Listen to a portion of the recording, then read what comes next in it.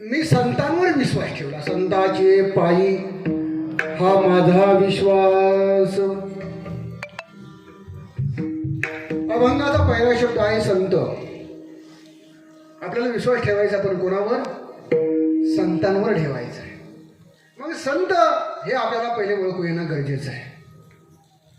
संत आपण कोणाला म्हणायचं, संत म्हणून कोणावर विश्वास ठेवायचा, हे पहिलं आपलं ठरणं गरजेचं आहे. आपल्याला पहिले लक्षात येणं गरजेचं आहे. ऐका, अलीकडच्या काळामध्ये संत कमी नाही आहेत, संत कमी नाही आहेत. अहो, माझ्यामध्ये आपल्या गावातही असेल, घर बदललं की संतांचा फोटो बदलतो, इतके संत आहेत.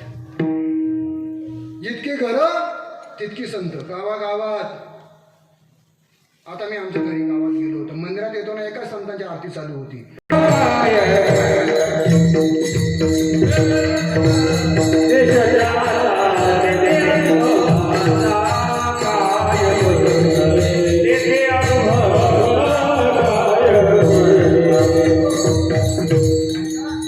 तुकोबरायचा स्वतंत्र अभंग नव्हते ते संत कविता स्वतंत्र अभंग पाहून घ्या. संत कोणाला म्हणावा, संत कोणाला म्हणू नये. ऐका मायबाप, संतांची व्याख्या गुरुनाम गुरु प्रातस्मरणीय शांती ब्रह्म कुरेकर बाबा सांगतात. ऐका, बाबा सांगतात संत कोणाला म्हणावं. ऐका ऐका, संतांची व्याख्या एकच आहे. हे दादा, तूच संत कोणाला म्हणायचे तर लक्ष द्या. बाबा सांगतात, ज्याने स्वतःचं हित करून घेतलंय आणि ज्या स्वतःचं हित करून ज्याला जगाच्या हिताची कळवळ आहे, जगाच्या हिताबद्दल तळमळ आहे, त्याला म्हणायचं संत. त्याला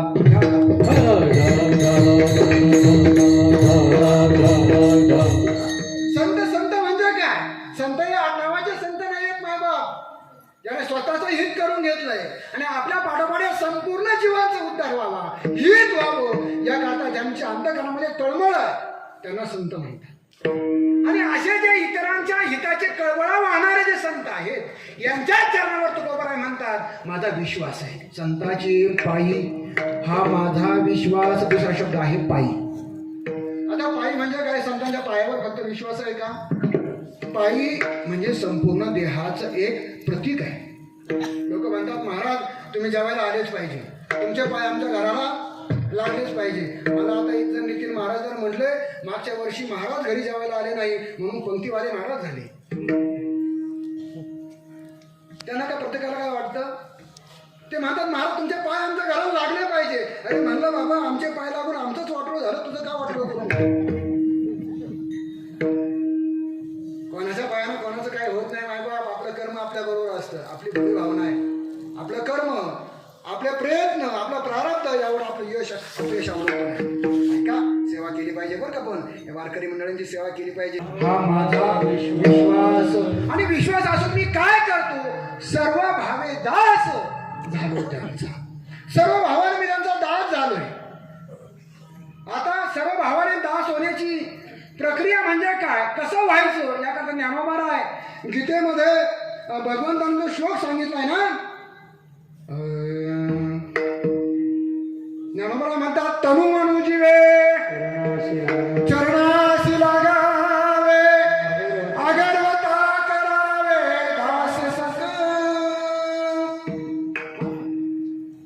तर मन धनाने संतांच्या चरणावर स्वतःला वाहून घ्यावं.